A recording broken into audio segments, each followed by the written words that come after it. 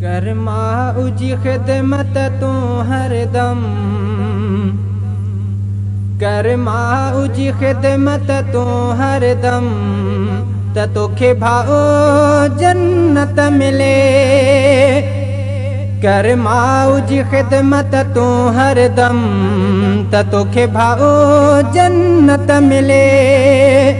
रह अमड़ जो बण जी तू खादिम, त तोखे भाओ जन्नत मिले। कर्मा उजी खिदमत तू हरदम, त तोखे भाओ जन्नत मिले। रह अमड़ जो बण जी तू खादिम, त तोखे भाओ जन्नत मिले। हुक्म अहिड़ोई कलामुल्लाह में आयो आहे, पाक कुरान में खुदा ताला ॿुधायो आहे।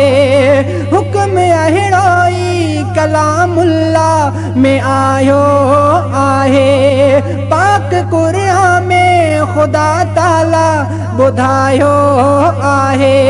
ॾे न ॾुख जी जल अमड़ खे तूं सदोरो थी वञ, ॾे ख़ुशियूं हर पल अमड़ खे तूं सदोरो थी वञ। राज़ी रख पल पल अमड़ खे तूं सदोरो थी वञ, ॾे उन जी ग़ुलामी तूं हरदम, त तोखे भाओ जन्नत मिले। कर्मा उजी खिदमत तूं हरदम, त तोखे भाओ जन्नत मिले। पाण खे थी सदाई हुए पतोड़े तोले, हथड़ा मालिक जे अॻियां बीठी थी जोड़े तोले। पाण खे थी सदाई हुए पतोड़े तोले, हथड़ा मालिक जे अॻियां बीठी थी जोड़े तोले। अहिड़ी मिठड़ीअ जो भला तोखे ख़्याल छो नाहे, अहिड़ी प्यारीअ जो भला तोखे ख़्याल छो नाहे। अहिड़ी आयल जो चरिया तोखे ख़्याल छो नाहे। तूं लाहे अमड़ जा दर्द ऐं ग़म, त तोखे भाओ जन्नत मिले। कर्मा उजी खिदमत तूं हरदम, त तोखे भाओ जन्नत मिले। बिहिश्त उन जे आ कदमन में ख़बर आ तोखे, तब न उन जो अलाए छो क़दुर आ तोखे। बिहिश्त उन जे आ कदमन में ख़बर आ तोखे, तब न उन जो अलाए छो क़दुर आ तोखे। माउ ईज़ाए कॾहिं बि न सुखन में रहंदे, हर घड़ी हर पल हमेशा तूं दुखन में रहंदे। रोअंदे रड़ंदे कंदे दाहूं लुखन में रहंदे।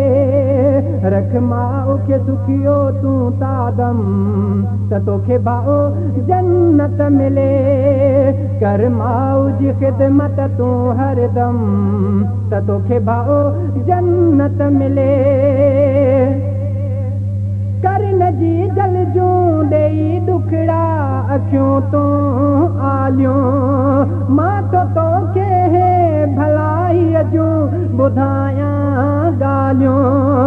करन जी जल जूं ॾेई ॾुखड़ा अखियूं तूं आलियूं, मां तो तोखे ही भलाईअ जूं ॿुधायां ॻाल्हियूं। ही अब्दुल सतारे गंदरे कई नसीहत तोखे, चल दे अल्लाह साईं का हिदायत तोखे।